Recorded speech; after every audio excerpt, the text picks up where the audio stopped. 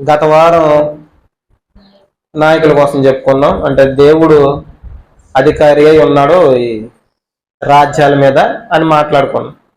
అలాగే ముందు వారాల నుంచి మనం కొన్ని విషయాలు మాట్లాడుకుంటూ వస్తున్నాం. దేనికోసం? క్రైస్తవ స్త్రీలు ఎలా ఉండాలని మాట్లాడుకుంటూ వస్తున్నాం. దానికి కంటిన్యూస్ని ఈరోజు మాట్లాడుకున్నాం. క్రైస్తవ స్త్రీలు చర్చిలో ఉన్నప్పుడు ఎలా ఉండాలని మాట్లాడుకున్నాం మొదటి వారం. తర్వాత క్రైస్తవ స్త్రీలు కొండలు మాట్లాడకూడదని మాట్లాడుకున్నాం. తర్వాత ఎలాగ వస్త్రధారణ ఎలా జరగాలనేసి మాట్లాడుకున్నాం. ఇప్పుడు క్రైస్తవ కుటుంబంలో స్త్రీ ఎలాగ ఉండాలి, ఒక అత్తగా నీ కోడలతో నువ్వు ఎలాగ ఉండాలి, కోడలుగా నీ అత్తతో నువ్వు ఎలాగ ఉండాలని బైబిల్ వెలుగులో చూద్దాం. మంచిది. మీకు వాక్యంలో వెళ్లే ముందు ఒక చిన్న విషయం చెప్తాను. ఒక వాక్యం చదువుతాం చూడండి. రూతు గ్రంథం తీసి పెట్టుకోండి. రూతు గ్రంథం 1వ అధ్యాయం.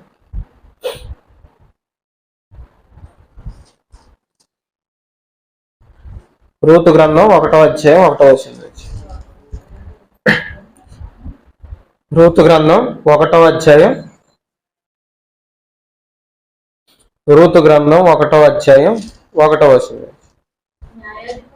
న్యాయాధిపతులు ఏలిన దినముల యందు దేశంలో కరువు కలుగగా యోధా బెత్లెహేము నుండి ఒక మనుషుడు తన భార్యను తన 2 కుమారులను వెంట పెట్టుకొని మోయాబు దేశమున కాపురముండుటకు వెళ్ళెను.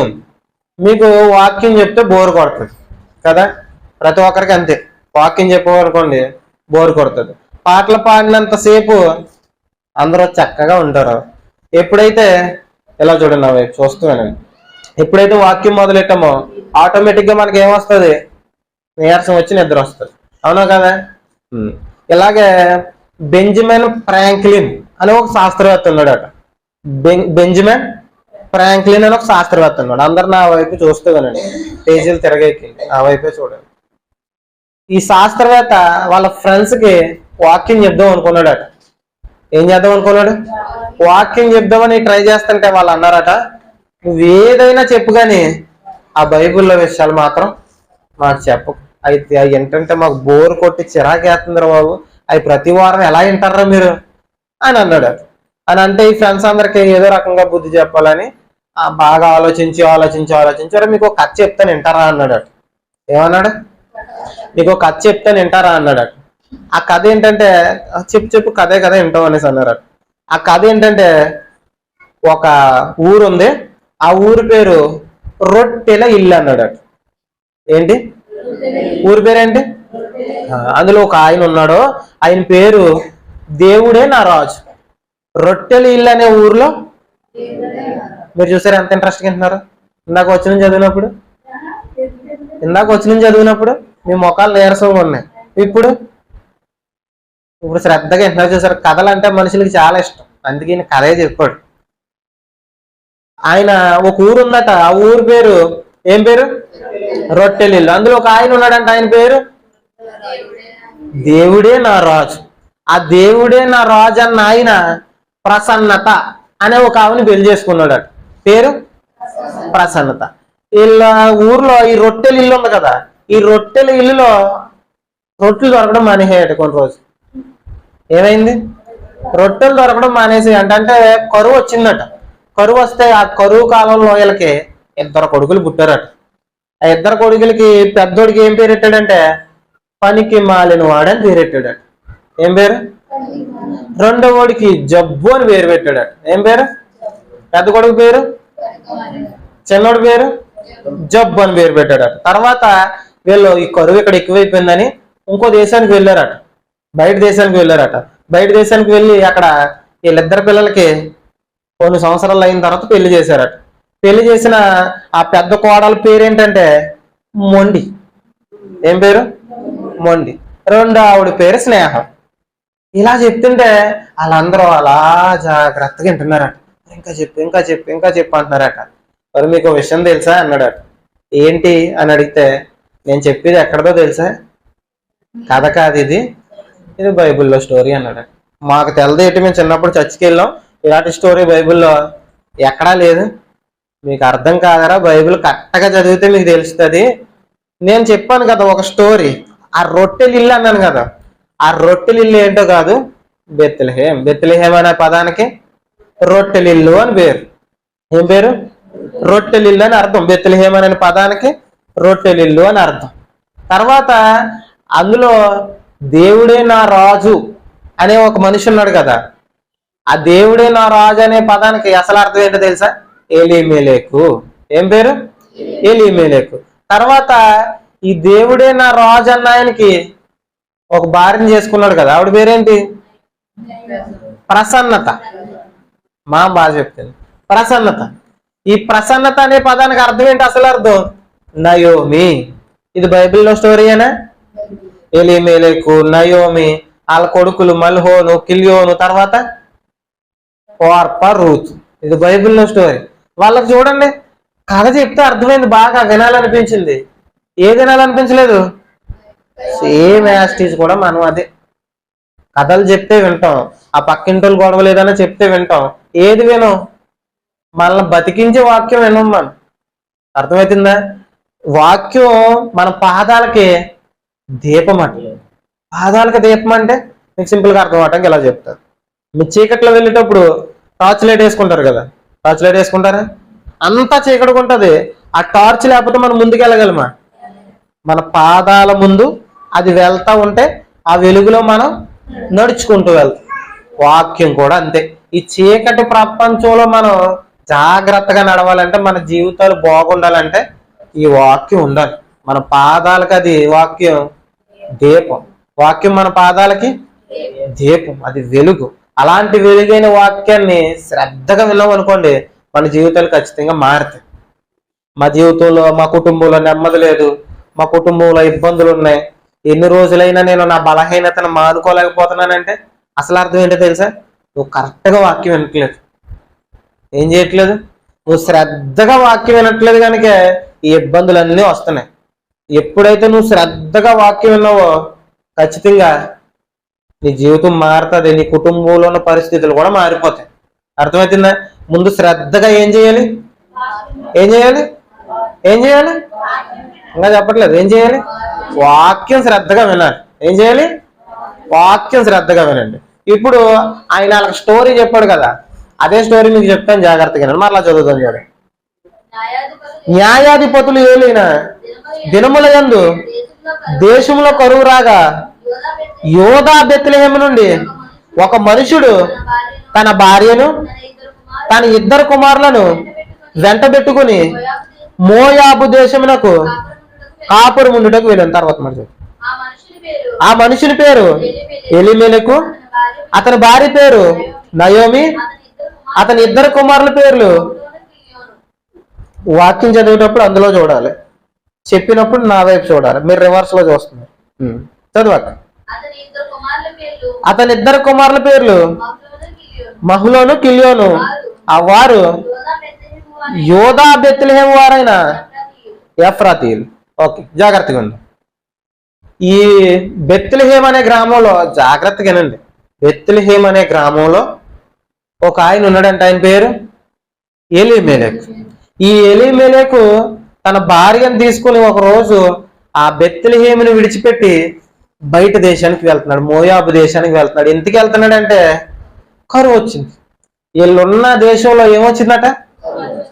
వాళ్ళ ఊరి పేరేంటి? బెత్లెహేము. ఆ బెత్లెహేం అంటే అర్థం ఏంటి? రొట్టెల ఇల్లు.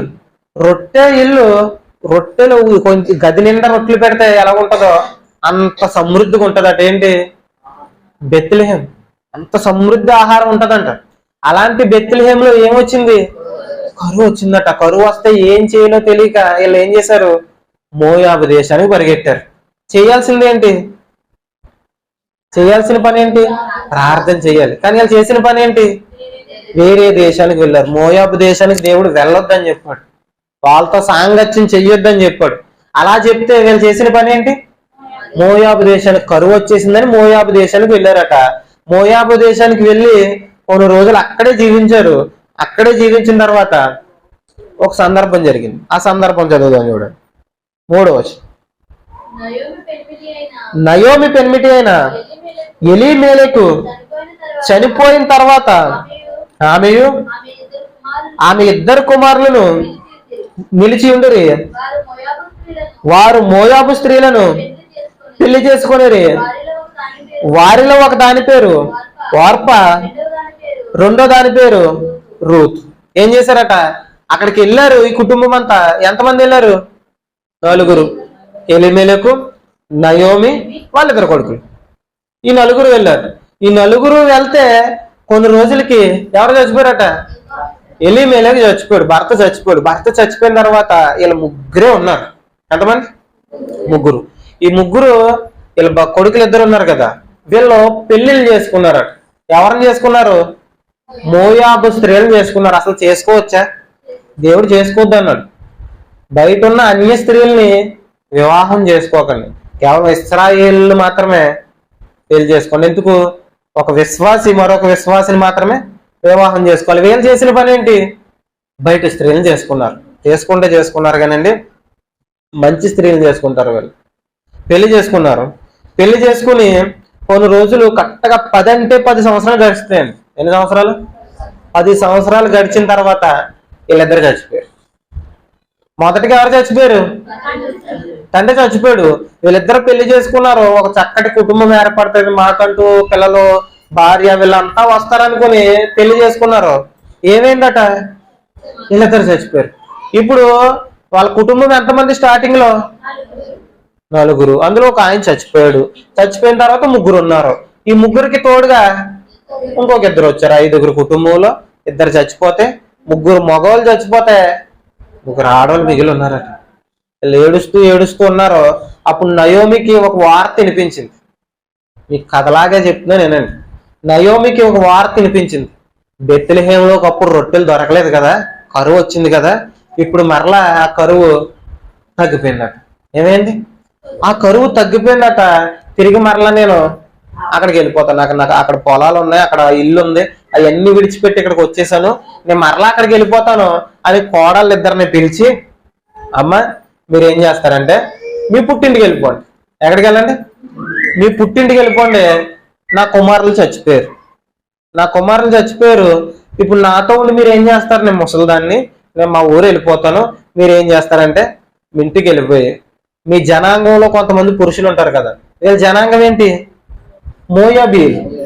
మోయాబీలు కొంతమంది ఉంటారు కదా, వాళ్ళని పెళ్లి చేసుకుని హ్యాపీగా మీ పుట్టింటి దగ్గర, లేకపోతే పెళ్లి చేసుకున్న ఆయన ఇంటి దగ్గర హ్యాపీగా బతికండి అని చెప్పింది. చెప్తే నిజానికైతే ఎవరన్నైతే ఏం చేస్తారు చెప్పండి? సరే అత్తమ్మ, నువ్వు చెప్పిన మాటకి మేము గౌరవం ఇస్తాం. నిజానికి గౌరవం కాదు, అదేంటి? వాళ్ళు అదే అనుకుంటారు, మంచి మాట చెప్పింది మా అత్తగారు అని అనుకుంటారు. అలా సరే అత్తమ్మ అని వెళ్ళిపోలేదు. వీళ్ళు చేసిన పని ఏంటంటే, అత్తమ్మ నిన్ను విడిచిపెట్టి మేము వెళ్ళమని గట్టిగా పట్టుకుని ఏడుస్తారండి. వాళ్ళ అత్తమ్మని ఏమని పిలుస్తారు తెలుసా? అత్తగారు అని పిలరు, అమ్మ అని పిలుస్తారు. ఏమని పిలుస్తారు? ఈ కోడళ్ళిద్దరూ వాళ్ళ అత్తగారిని ఏమని పిలుస్తున్నారు? అమ్మ అని పిలుస్తున్నారు. ఈ రోజుల్లో ఇలాంటి కోడళ్ళు ఉన్నారా? అమ్మ అని పిలిచే కోడళ్ళు ఉన్నారా? పేరెట్టి కూడా కాగేస్తారు అత్తగారు. అది ఇది అనేవాళ్ళు కూడా ఉన్నా. నువ్వు మీ అత్తగారిని ఎలాగైతే చూసుకుంటున్నావో మీ అత్తగారు అలాగే నేను చూసుకుంటా. నువ్వు మర్యాద ఇవ్వకుండా నీకు మర్యాద ఇమ్మంటే కుదరదు. అర్థమవుతుందా? ఒక అత్తగా నువ్వు బాగున్నావు అనుకో, కోడలుగా ఆవిడ బాగుంటది. కోడలుగా నువ్వు బాగున్నావు అనుకో, అత్తగా ఆవిడ బాగుంటది. అర్థమవుతుందా? చాలా మంది కోడళ్ళు ఏం చేస్తారంటే, ఆవిడ మాట నేను ఇంటికి వినాలి, నా కుటుంబం వేరే, నా పుట్టినిల్లు, మా అమ్మగారి మాట, మా ఇంట్లో వాళ్ళ మాట నేను వింటాను తప్ప నా అత్తగారి మాట నేను వినను. ఇప్పుడు ఏమనుకుంటుంది? ఆవిడ అత్తగారనే అనుకుంటుంది. ఏమనుకోవట్లేదు? తల్లితో సమానమని అనుకోవట్లేదు. అందుకే కుటుంబంలో ఈ గందరగోళాలు వస్తున్నాయి. అర్థమవుతుందా? కుటుంబంలో గందరగోళాలు రాకుండా ప్రశాంతంగా జీవించాలంటే నీకు వచ్చే కోడలు నువ్వు ఎలా చూడాలి? ఈ నయోమి కూడా ఏమని పిలుస్తా తెలుసా వాళ్ళని? ఆ మాట చూద్దాం, చూడండి. ఆ మాట చూద్దాం, నిజంగా ఆశ్చర్యం వేస్తుందండి. ఇలాంటి అత్త కోడలు ఉంటారా అని. ఒకసారి మీరు మన చుట్టూ, మన మానవ ప్రపంచంలో ఈనాడు ఉన్న కాలంలో జరుగుతున్న పరిస్థితులన్నీ చూసుకుంటూ వీళ్ళ మాటలు వినండి, నిజంగా జాగ్రత్తగా వింటే ఇలా ఉండాలనిపిస్తుంది, నిజంగా వినాలనిపిస్తుంది. శ్రద్ధగా వినండి. 10వ వచనం చదువుదాం చూడండి. 10వ వచనం. అంతటి వారు ఎలుగెత్తి ఏడ్చి మీ ప్రజల యొద్దకు మీతో కూడా వచ్చేదమని ఆమెతో చెప్పగా, నయోమి నా కుమార్తెలారా మీరు మరలుడి, నాతో కూడా మీరు రానేలా. ఏమని పిలుస్తుంది? కుమార్తెలారా. అత్తమ్మ, అమ్మ నీ కూడా మేము వచ్చేస్తామంటారట. మేము మా ఊరు వెళ్ళిపోతాను, అక్కడ ఏదో రకంగా నేను ముసలిదాన్ని ఎక్కడో దిక్కు నా ఇంటి దగ్గర ఈ ఇంటి దగ్గర పని చేసుకుని ఏదో రకంగా బతికేస్తాను, మీరు వెళ్ళి ఏం చేయండి, పెళ్లి చేసుకోండి అంటే, అత్తమ్మ నిన్ను విడిచిపెట్టి మేము వెళ్ళలేం, చావైనా బతుకైనా ఇంక నీతోనే, చావైనా బతుకైనా నీతోనే, ఇంక మాకు పెళ్లిళ్ళొద్దు, పెటాకులొద్దు, ఏమి వద్దు, చచ్చిపోయేదాకా నీతోనే ఉంటామంటున్నారట. ఎవరెల్లో? కోడలు. ఈవిడ అంటున్నట, నా కుమార్తెలారా అలాగనకండి, మీరు అలా ఒంటరిగా ఉండటం నాకు నచ్చదు, నేను ఏదో ముసలిదాన్ని, నేను రేపో మాపో చచ్చిపోతాను, నా కోసం మీ జీవితాలు ఎందుకు పాడు చేసుకుంటారు, నా కోసం మీ జీవితాలు పాడు చేసుకోకండి, మీరు వెళ్ళి పెళ్లి చేసుకోండి, నా కొడుకులు ఎలాగా చచ్చిపోయారు కదా, మీ పుట్టింటికి వెళ్ళి పెళ్లి చేయమనండి, ఇంకో పెళ్లి చేసుకోండి అంటే, మాకు పెళ్ళొద్దత్తా, ఏం వద్దు, నీతోనే మేము ఉండిపోతాం. అత్తగారి కోసం అంతలా పరితపించిపోతున్నారు ఏంటి వాళ్ళు? అత్తగారి కోసం అంతలా ఎక్కెక్కి ఏడుస్తారండి. అత్తగారిని ముద్దు పెట్టుకుని మేము వెళ్ళం అత్త, మేము వెళ్ళం అత్త అని గట్టిగా పట్టేసుకుంటారు, గట్టిగా కౌగులించుకుని, అత్త మేము వెళ్ళం, నిన్ను విడిచిపెట్టి మేము వెళ్ళం అంటున్నారు. అత్తగారు అంటే ఇంత ప్రేమ ఎందుకు వచ్చేసింది వాళ్ళకి? ఎందుకు వచ్చేసింది? ఆ విషయం ఏంటో తెలుసు అసలు? వీళ్ళు మోయాబు దేశానికి చెందిన వాళ్ళు. ఎవరు? కోడళ్ళిద్దరు మోయాబు దేశానికి చెందిన వాళ్ళు, అంటే అన్య జనాంగం, అంటే విగ్రహారాధన నుంచి ఈ కుటుంబంలోకి వచ్చారు. ఏ కుటుంబంలోనికి? వీళ్ళ దేవుని నమ్ముకున్న కుటుంబం. వీళ్ళ దేవుని నమ్ముకున్న కుటుంబంలోనికి విగ్రహారాధన నుంచి ఈ కుటుంబం వచ్చింది. జాగ్రత్తగా కుటుంబం వస్తే వీళ్ళిద్దరు వచ్చారు ఈ కుటుంబంలోకి కొత్తగా. వచ్చినప్పటి నుంచి వీళ్ళు ప్రతిరోజు గమనిస్తుంది ఏంటో తెలుసా? జాగ్రత్తగా ప్రతిరోజు గమనిస్తుంది ఏంటంటే, వీళ్ళు ఆ దేవుని కోసం మాటలు చెప్పుకోవటం. ఏ దేవుడి కోసం? బైబిల్ దేవుడి కోసం ప్రతిరోజు ధర్మశాస్త్రం చదవటం, వీళ్ళ భక్తిగా మాట్లాడటం, వీళ్ళ భక్తిగా ఉండటం. అందరిలాగా ఈ మోయాబు దేశంలో ఉన్నోళ్ళ ఉండకుండా ప్రత్యేకంగా ఉండడం చూసి వీళ్ళకి ఆశ్చర్యం కలుగుతుంది. ఈ రూతు, వార్ప ఉన్నారు కదా, మెల్లమెల్లగా వీళ్ళ అత్తగారిని అర్థం చేసుకుంటమే కాదు, ఎవరిని అర్థం చేసుకున్నారు తెలుసా? వీళ్ళ అత్తగారిని నమ్ముకున్న దేవుని కూడా అర్థం చేసుకున్నారు. మెల్లమెల్లగా దేవుని ఎప్పుడైతే అర్థం చేసుకున్నారో వీళ్ళ అత్తగారి మీద ప్రేమ పెరిగిపోయింది. ఎందుకు? ఈ అత్తగారి వల్లే, ఈ కుటుంబం వల్లే ఆ నిజమైన దేవుని నేను తెలుసుకున్నాను. వీళ్ళే పరిచయం కాకపోతే, వీళ్ళే కుటుంబంలోకే వెళ్ళకపోతే మా జీవితాలు ఏమైపోతాయి అని ఎప్పుడైతే దేవుణ్ణి అర్థం చేసుకున్నారో అత్తగారి మీద ప్రేమ పెరిగింది. అత్తగారిని ఎలా చూసుకోవాలని తెలిసింది దేవుడు తెలిసిన తర్వాత. ఎలా? అమ్మలా చూసుకోవాలని తెలిసింది. దేవుడు తెలిసిన తర్వాత అత్తగారిని అమ్మలా చూసుకోవాలని. ఈ రోజు చర్చిలకు వెళ్తాం అంతే, అత్తగారి మాటలు ఎక్కువ. అవునా కదా? ఈరోజు చర్చిలకు వెళ్తాం, కోడల్ని ఎలా చూడాలో మనకు తెలుసు. కోడల్ని అనుకోన్న మాటలన్నీ అంటుంటాం, అత్తగారిని అనుకోన్న మాటలన్నీ అంటుంటాం. వీళ్ళు చూడండి, దేవుణ్ణి తెలుసుకున్న తర్వాత అత్తగారిని గౌరవించడం నేర్చుకున్నారు. దేవుణ్ణి తెలుసుకున్న తర్వాత కోడల్ని ఎలాగైతే చూసుకోవాలో అలా చూసుకుంటుంది. మరి మనమండి చర్చికి వస్తాం, కోడల్ని ఒక బానిసలా చూస్తాం. ఎలా చూస్తాం? బానిసలాగే చూస్తాం. ఒకప్పుడు నువ్వు కోడలవే కదా, మీ అత్తగారు నిన్ను అలా హింసిస్తుంటే నీకు ఎంత బాధ అనిపించింది? అవునా కదా? ఖచ్చితంగా హింసించే ఉంటారు చాలా మంది అత్తలు. ఎంత బాధ అనిపించి ఉంటుంది మీకు? ఇంత బాధ అనిపిస్తుంటది కదా. చెప్తిరిగాను అంత బాధ అనిపిస్తుంది కదా. ఇప్పుడు ఒకప్పుడు మీకు పనులు రావు, వచ్చా పుట్టగానే మీరు తొడవడం నేర్చుకున్నారా? మీ అత్తగారు తిట్టగా మీకు ఆ పనులు వచ్చాయి. అసలు అవునా కదా? ఒకప్పుడు మీరు కోడళ్ళే, అర్థం చేసుకోండి. అత్తలా ఉండి అర్థం చేసుకోకండి, కోడల్లాగా ఉండి అర్థం చేసుకోండి. మాటలు బాగా అర్థమవుతాయి మీకు. ఒకప్పుడు మీరు కూడా కోడళ్ళే. ఒకప్పుడు మీ పరిస్థితి ఎలా ఉందో వాళ్ళ పరిస్థితి కూడా అలా ఉంటుంది. తెలియని ఇల్లు, కొత్త ఇల్లు, వాళ్ళు ఎలాగుంటారో తెలియదు, వాళ్ళు ఏం చేస్తారో తెలియదు, వింత వింతగా ఉంటారు. ఓ మనిషి ఒకలాగా ఉంటాడు, ఓ మనిషి ఒకలాగా ఉంటారు. వీళ్ళందరిని అర్థం చేసుకోవడానికి చాలా టైం పడుతుంటది. ఆ టైంలో వీళ్ళు కొత్తగా పెళ్ళైన వాళ్ళు పనులు చేయరు, అవి చేయరు, ఇవి చేయరు. వాళ్ళ మీద ఇసుక్కుని పని సరిగ్గా చేయట్లేదు, తొడవడం రావట్లేదు, కూర సరిగ్గా లేదు, ఉల్లిపాయలు కొట్టడం రావట్లేదు, బట్టలు తిత్తుంది కానీ ఎక్కడ మురికి అక్కడే ఉంటుంది అని చెప్పొచ్చు. అమ్మ ఇలా కాదు, బాగా చెయ్యి, ఇలా తుడు, అలా తుడు అని చెప్పొచ్చు. చాలా మంది చేసే పనులు ఏంటో తెలుసా? జాగ్రత్తగానండి, చాలా మంది చేసే పనులు ఏంటో తెలుసా? మిమ్మల్ని ఏదో అంటున్నాను అనుకోకండి, బైబిల్ ప్రకారం చెప్తున్నాను, జాగ్రత్తగానండి. చాలా మంది చేసే తప్పుడు పని ఏంటో తెలుసా? కుటుంబంలో గొడవలు రావడానికి కారణం. కోడలు ఏదన్నా పని కరెక్ట్గా చేయలేదనుకోండి, వెళ్ళి కోడలకు చెప్పరు, పక్కింటి వాళ్ళకి చెప్తారు.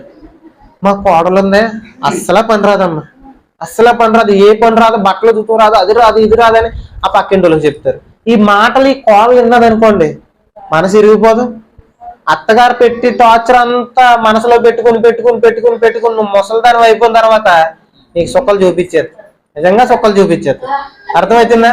నువ్వు నీ కోడల్ని ఎలాగైతే చూసుకుంటున్నావో, నువ్వు నీ కోడల్ని ఎలాగైతే గౌరవిస్తున్నావో, నీ కోడలు కూడా నిన్ను అలాగే గౌరవిస్తుంది. నువ్వు ముందుగా మంచి అత్తగా ఉన్నావు అనుకో, నువ్వు మంచి కోడలుగా ఉన్నావు అనుకో, అలాగే నీకు మంచి అత్త దొరుకుతుంది. ఇప్పుడు నువ్వు కోడలుగా ఉన్నప్పుడు మంచిగా ఉన్నావు అనుకో, నీకు రేపొద్దున ఒక కొడుకు పుడతాడు. రేపొద్దున నీకు ఒక కొడుకు పుడతాడు, ఆ కొడుకు ఓ కోడలను తీసుకొస్తాడు. నువ్వు మీ అత్తగారిని బాగా చూసుకుంటే నీకు వచ్చే కోడలు నిన్ను బాగా చూసుకుంటారు. నువ్వు మా అత్తగారు నేను హింసించేస్తాను, మా అత్తగారు నేను ఆ మాట అంటాను, ఈ మాట అంటాను, ఇంట్లోంచి గెంటేస్తాను, అత్తగారు ఉంటే నేను కాపురానికి రానన్నావు అనుకో, రేపొద్దున నీకు వచ్చే కోడలు కూడా అలాగంట. అర్థమవుతుందా? నీకు వచ్చే కోడలు కూడా నేను బయటికి గెంటేస్తాగానే రానంటాడు. నువ్వు ముందు మీ అమ్మను బయటికి గెంటే, మీ అమ్మను నువ్వు బయటికి గెంటేస్తే అప్పుడు నేను కాపురానికి వస్తానంటాడు. అర్థమవుతుంది? ఆ పిల్లని బయటికి తీసుకో. జాగ్రత్తగా ఈ మాట చదువుతాను చూడండి. రూతు గ్రంథం మాట మరలా చదువుతాం. రూతు గ్రంథం బయటికి తీసుకో, 1వ అధ్యాయం 13వ వచనం. వారు పెద్దవారు వరకు వారి కొరకు మీరు కనిపెట్టుకుందురా, మీరు వారి కొరకు కనిపెట్టుకొని పురుషులు లేక ఒంటరి కత్తెలై ఉందురా నా కుమార్తెలారా, ఇది కూడదు. యెహోవా నాకు విరోధి ఆయను, అది మిమ్మును నొప్పించినంత కంటే మరీ ఎక్కువగా నన్ను నొప్పిస్తుంది. మీరు పెళ్లి చేసుకోకుండా ఒంటరిగా నా కోసం ఉండిపోయారు అనుకోండి, మీకు ఎలాగుంటుందో కానీ నాకు మాత్రం చాలా బాధగా ఉంటుంది. దయచేసి కుమార్తెలారా నా మాట వినండి, మీరు వెళ్ళి పెళ్లి చేసుకోండి. ఎంత మంచి అత్త చూడండి. ఈ మధ్యలో నేను ఒక వార్త చూశానండి. ఒక అత్తగారు ఏం చేసిందంటే, వాళ్ళ కోడల మాట వింటలేదట, వాళ్ళ కోడలు ఈవిని హింసించేస్తుందట. ఈ అత్తగారు ఏ పని చేయకుండా అత్తగారితో చేస్తుందంట పనులు. అత్తగారితో పనులు చేస్తుంటే అత్తగారికి చిరాకు వచ్చేసి కోడల్ని గదిలోకి పిలిచిందట. గదిలోకి పిలిచి కత్తి ఒకటి తీసుకుందంట, కొడవలు ఒకటి తీసుకుందట, ఇంకొక ఆవిడ్ని సాయం పెట్టుకుంది. కోడల లోపలికి రాగానే కత్తి ఇచ్చుకుని నరికేసి, కొడవలు తీసుకుని తలకాయ గైరు చేసేసి, ఆ తల ఇలా జుట్టు పట్టుకుని పోలీస్ స్టేషన్కి వెళ్ళి ఆ పోలీస్ స్టేషన్ బల్ల మీద తలకాయ పెట్టింది. మన రాష్ట్రంలోనే రాయచూరు అనుకుంటా ఊరి పేరు. తలకాయ పట్టుకెళ్ళి అక్కడ పెట్టి, నా కోడలు నన్ను హింసిస్తుంది అందుకే చంపేయానని చెప్పింది. ఇందులో ఎవరి తప్పు చెప్పండి? ఇద్దరిదే తప్పే. మంచి అత్తగారుగా లేదు, మంచి కోడలుగా ఇవిడి లేదు. అర్థమవుతుందా? కుటుంబంలో మనశ్శాంతి ఉండదండి. నిజంగా మనశ్శాంతి ఉండదు, సుఖం ఉండదు. ఎంత కష్టపడి ఎంత మంచి ఆహారం తెచ్చుకుని తిన్నా, ఎదర చికెన్ బిర్యానీ పెట్టుకుని తిన్నా, అత్తగారు కోడలు ఇంట్లో కొట్టుకున్నారు అనుకోండి, మనశ్శాంతి ఉండదు. నిజంగా మనశ్శాంతి ఉండదు. ఆడు పని చేసుకుని వస్తాడు, వచ్చేసరికి ఈ అత్తగారు కోడలు గొడవ పెట్టుకుని అడిగి చెప్తూ ఉంటారు, మీ అమ్మ నన్ను పలానా మాట అన్నది, మీ అమ్మ నన్ను అలాగన్నది ఇలాగన్నది, ఏ పని చేత కదా అంటుంది, నేను ఉండని ఇంట్లోనే అనేసి అంట. అప్పుడే నెక్స్ట్ అమ్మ వస్తుంది, నీ భార్య చెప్పి మాటలని నేనేస్తున్నావా, మీ భార్య నన్ను ఏ మాట అందో తెలుసా, మీ ఆవు నన్ను ఏ మాట అందో తెలుసా, నేను చెప్పి మాట అసలు ఎంటలేదు, నా మాట ఎదిరించేస్తుంది, మీ ఆవుని అడిగితావు అడగవా అని ఇవిడ అంటారు. మీ అమ్మని అడిగితే అడగవని ఈవిడ అంట. మధ్యలో ఈడు ఏం చేయాలి? కుటుంబంలో చూసారు ఎంత గందరగోళం వచ్చేసిందో. ప్రశాంతమైన వాతావరణం ఉంది, పొద్దునుంచాడు గొడ్లా కష్టపడి వస్తాడో లేనిపోను గొడవలన్నీ అడిగి చెప్తూ ఉంటాడు. ఆడు ప్రశాంతంగా పని ఎక్కడ చేసుకోగలడు? అర్థమవుతుందా? ఆడు ప్రశాంతంగా పని చేసుకోలేడు. ఆడు ప్రశాంతంగా పని చేసుకోలేకపోతే కుటుంబం వెనకబడిపోతుంది. ఒక కుటుంబం పాడైపోవటానికి ప్రధానమైన కారణం ఏంటంటే ఆడవాళ్ళే. వాళ్ళు చిన్న చిన్న మాటలకే అప్పుడు ఇవ్వనండి, ఆడవాళ్ళకి చాలా ఓర్పు ఎక్కువని. ఆ మాట ఇప్పటికి వర్తించదు. అప్పట్లో ఆడవాళ్ళకి ఓర్పు ఎక్కువ, ఇప్పట్లో ఆడవాళ్ళకి చిన్న మాట అంటే పర్రండి, చిన్న మాట అంటే గొడవ పెట్టేస్తారు, చిన్న మాట అంటే కోడలు ఇంట్లోకి దోచేయాలని ఒకరు, లేదా అత్తగారిని ఇంట్లోంచి బయటికి గెంటేయాలని ఒకరు పంతం పట్టుకుని ఉండిపోతారండి. ఓర్పు ఏది ఓర్పు? ఓర్పు అంటే సహించుకుని ఉండాలి. ఎన్ని మాటలన్నా సహించుకుని ఉండేవారు అప్పుడు కోడళ్ళు అయితే. ఇప్పుడు బ్యాగ్ సర్దుకుని వెళ్ళిపోతుంది. బ్యాగ్ సర్దుకుని వెళ్ళిపోయి నేను రాను, నన్ను ఎందుకు అనాలి, నాకు క్షమాపణ చెప్తే గాని నేను రాను, ఇలా తయారయ్యింది. అర్థమవుతుందా? మంచి అత్తగా ఉంటే మంచి కోడళ్ళు ఉంటారు, మంచి కోడలుగా నువ్వు ఉంటే అత్తగారు కూడా మారుతారు. నువ్వు చర్చికి వెళ్ళి మంచి అత్తగారు అనుకో, నీ కోడలు చూసుకో. నీ కోడలు మంచిది కాకపోయినా నీ ప్రవర్తన బట్టి నీ కోడలు మారుతుంది. నువ్వు చర్చికి వెళ్ళే కోడలు అనుకో, చర్చికి వస్తున్న కోడలు అనుకో, నువ్వు చేయాల్సిన పని ఏంటి? మీ అత్తగారిని చూసుకో. మీ అత్తగారు మంచిది కాకపోయినా ఒకనొక రోజు ఖచ్చితంగా మారుతుంది, ఖచ్చితంగా మారుతుంది. మనకు ఓర్పు లేదంటే ఒక రోజులో 2 రోజుల్లో మారిపోమంటే ఇది ఏమైనా మిషన్లా? స్విచ్ చేస్తే తిరిగి స్విచ్ ఆపేస్తే ఆగిపోవడానికి.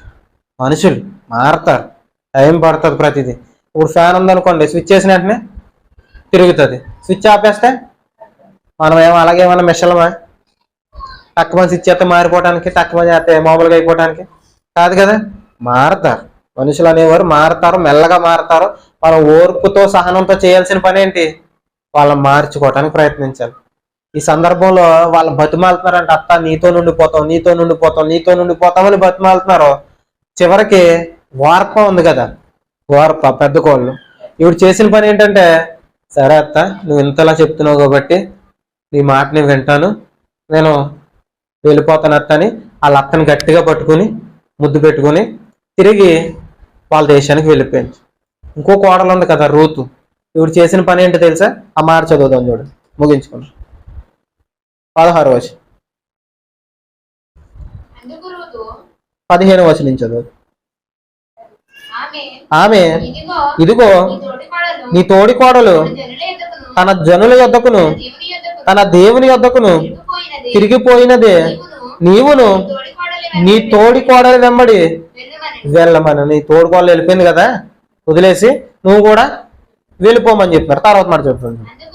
అందుకు రూతు నా వెంబడి రావద్దని నన్ను విడిచి పొమ్మని నన్ను బ్రతిమలాడు కొనవద్దు. బాగా చూడు, నీవు వెళ్ళు చోటకి నేను వచ్చేదను, నీవు నివసించు చోటనే నేను నివసించేదను, నీ జనమే నా జనము, నీ దేవుడే నా దేవుడు, నీవు మృతి పొందిన చోటనే నేను మృతి పొందేదను, అక్కడనే పాతి పెట్టబడిదను, మరణము తప్ప మరి ఏదైనాను నిన్ను నన్ను ప్రత్యేకించిన ఎడల యెహోవా నాకు ఎంత కీడైనా చెయ్యునుగాక.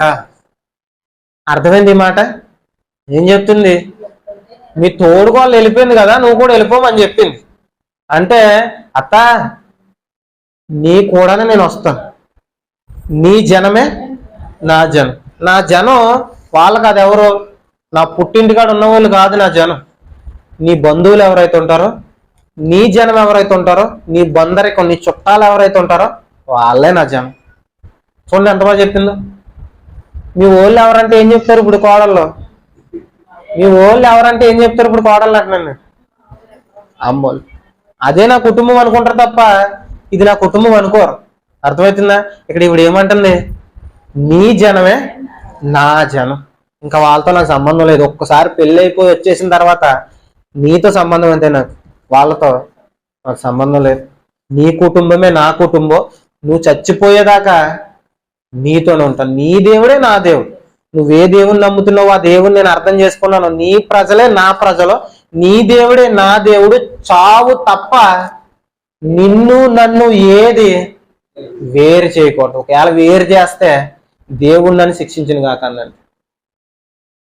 ఎలాంటి కోడలో చూడండి, చావు తప్ప ఒక ముసలావిడి కోసం, ఒక ముసల అత్తగారి కోసం తన జీవితాన్ని త్యాగం చేసేసింది.